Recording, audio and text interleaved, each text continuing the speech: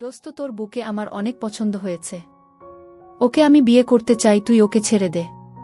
আমি তোর বুকে তোর চেয়ে ভালো রাখব। তুই তো তোর বুকে সময় দিতে পারিস না, আমি তোর বুকে বিয়ে করে সবসময় সময় দিব গো। সিহাব তার একমাত্র বেস্ট ফ্রেন্ড রিয়াজের মুখে এমন কথা শুনে চমকে উঠল। সে ভাবতে পারছে না রিয়াজ তাকে এমন কথা কোনোদিন বলবে। সিহাব কোনো উত্তর না দিয়ে চলে আসতে লাগল। রিয়াজ পিছন থেকে বলতে লাগল, আমি তোর বেস্ট ফ্রেন্ড, আর তুই আমার কোনো আবদার ফেলতে পারিসনি, আর আমি জানি এটাও ফেলতে পারবি না। সিহাব চোখ বন্ধ করে ফেলল। সিহাব চিন্তিত মুখে বাসায় ঢুকল। তখন ওর স্ত্রী তাসফিয়া এসে বলল, কি হয়েছে, মন খারাপ কেন? কিছু হয়নি। আচ্ছা, রিয়াজের সাথে তো তুমি প্রতিদিন কথা বলো, ওকে তোমার কেমন মনে হয়? সত্যি বলতে ওর কথা বার্তা দেখে মনে হয় যে সে আমায় পছন্দ করে, তাই আমি আর কথা বলি না। তাই সারাদিন সে মেসেজ দেয়, আমি উত্তর দিই না। কেন, কিছু হয়েছে? না, এমনি। সিহাব নিজের রুমে এসে শুয়ে পড়ল। আজ থেকে 6 মাস আগে তাসফিয়ার সাথে সিহাবের পারিবারিকভাবে বিয়ে হয়েছে। বিয়েটা হঠাৎ করে হয়ে গেছে, তাই কাউকে বলার সময় পায়নি। সিহাব আর রিয়াজের বন্ধুত্ব প্রায় 7 বছর ধরে। সিহাব মধ্যবিত্ত পরিবারের সন্তান হলেও রিয়াজ বড়লোক বাবার একমাত্র সন্তান। সিহাব ক্লাস 10 পর্যন্ত পড়ার পর নিজের বাবার ব্যবসা দেখাশোনার দায়িত্ব নিয়েছে, তাই আর পড়ালেখা করেনি। কিন্তু রিয়াজ এখনও পড়াশোনা করে। রিয়াজ সিহাবের বিয়ের কথা শোনার পর সিহাবকে বলে, বাহ বন্ধু বাহ, তুই আমার একমাত্র বেস্ট ফ্রেন্ড, তুই বিয়ে করলি অথচ আমায় জানালি না। এই বন্ধু ভাবিস আমায়। সিহাব তখন রিয়াজের কাঁধে হাত রেখে বলে, আরে দোস্ত, রাগ করিস না। আসলে হুট করে বিয়েটা হয়ে গেছে তো, তাই কাউকে বলার সময় পাইনি রে। আচ্ছা ঠিক আছে, কোনো ব্যাপার না। তাহলে চল আমায় ভাবির সাথে দেখা করা, একটু ভাবির হাতের রান্না খাবো। আচ্ছা ঠিক আছে, চল। সিহাব রিয়াজকে নিয়ে বাসায় আসে। বাসায় আসার পর তাসফিয়াকে সে রিয়াজের সাথে পরিচয় করিয়ে দেয়। রিয়াজ তাসফিয়াকে দেখেই ওর দিকে কেমন করে যেন তাকিয়ে থাকে, সেটা তাসফিয়ার একদম ভালো লাগে না, তাই সে বলে, ভাইয়া আপনি বসুন, আমি নাস্তা নিয়ে আসছি। আহা ভাবি, এত তাড়া নেই, একটু বসুন, আপনার সাথে একটু গল্প করি। না ভাই, আমার গল্প করার সময় নেই। তাসফিয়া রান্নাঘরে চলে যায়। তখন রিয়াজ বলে, ভাবির আচরণে মনটা খারাপ হয়ে গেল। শোন, ও একটু এরকমই। পরপুরুষ দেখলে তাদের সামনে আসে না।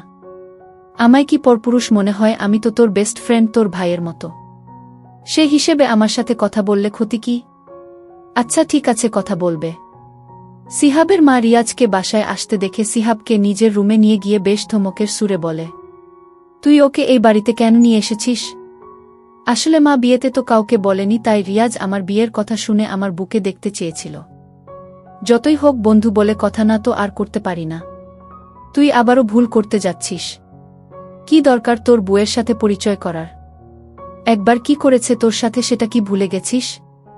মা, সে এটা করে ভুল করেছে আর আমার কাছে মাফ চেয়েছে।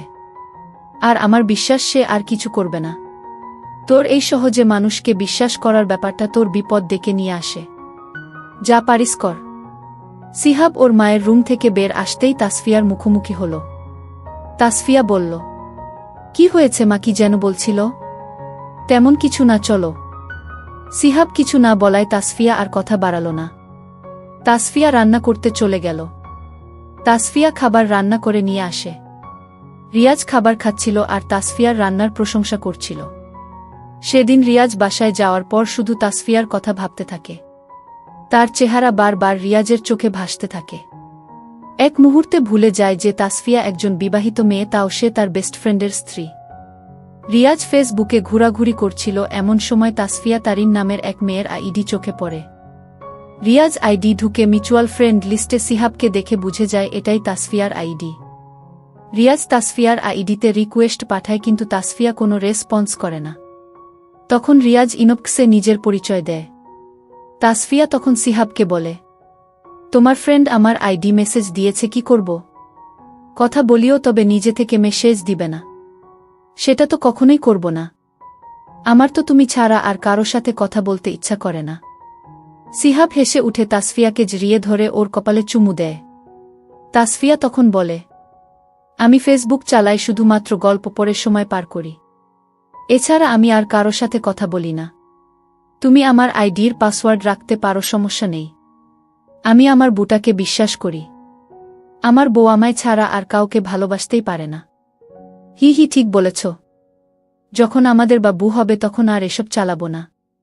তখন বাবুকে নিয়ে সময় পার করব। খুব শীঘ্রই তোমার সে আশা পূরণ হবে ইনশাল্লাহ। তাসফিয়ার মুখে লজ্জার ভাব দেখা যায়। এভাবে চলছে দুইজনের মিষ্টি ভালোবাসার দিনগুলো। তাসফিয়া প্রতিদিন সিহাবের বাসায় আসার অপেক্ষা করতে থাকে। এই অপেক্ষা করার বিষয়টা তাসফিয়ার খুব ভালো লাগে। দিন শেষে যখন সিহাব বাসায় ফিরে আসে তখন তাসফিয়ার মনে হয় এই মুহূর্তে ওর দীর্ঘ সময়ের অপেক্ষার অবসান হল। সিহাব বাসায় এসেই তাসফিয়াকে একবার জড়িয়ে ধরে কপালে একটা চুমু দেয়। সিহাব বলে তার এই কাজটা নাকি তার সারাদিনের ক্লান্তি দূর করে দেয়। তাসফিয়া নিজেও তো এমনটাই চায়। এরপর বাকি সময়টুকু দুইজন হাসি ঠাট্টা দুষ্টুমি আর গল্প করে কাটিয়ে দেয়। রিয়াজ প্রতিদিন তাসফিয়ার সাথে মেসেজে কথা বলে। তাসফিয়া বেশ ভদ্র হবে ওর মেসেজের রিপ্লাই দেয়। রিয়াজ তাসফিয়াকে বলে, ভাবি আপনার সাথে না সিহাবকে মানায়নি? কেন?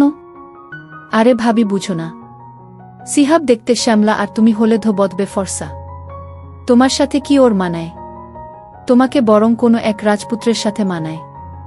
হাহাহা, তাই নাকি? আল্লাহ ওর জন্যেই আমাকে সৃষ্টি করেছে, তাই তো আমি ওর হয়েছি। কিন্তু তারপরেও তোমার উচিত ছিল ওকে বিয়ে না করা। আমি যদি তোমায় পেতাম তাহলে সবসময় রাজরানী করে রাখতাম। তুমি একটা বিয়ে করো, তারপর তাকে তুমি রাজরানী করে রেখো, কেমন? আমায় এসব না বললেও চলবে। আমি এভাবে অনেক ভালো আছি। রিয়াজ বিভিন্নভাবে তাসফিয়াকে ইমপ্রেস করতে চায়, কিন্তু তাসফিয়া আগের মতোই থাকে। ওর কোনো কথা গায়ে মাখে না। রিয়াজ তাসফিয়াকে বলে, আচ্ছা ভাবি, সিহাব তো সারাদিন বাইরে গাধার মতো খাটে। তোমাকে তো সময় দেয় না সারাদিন, এতে তোমার কষ্ট হয় না?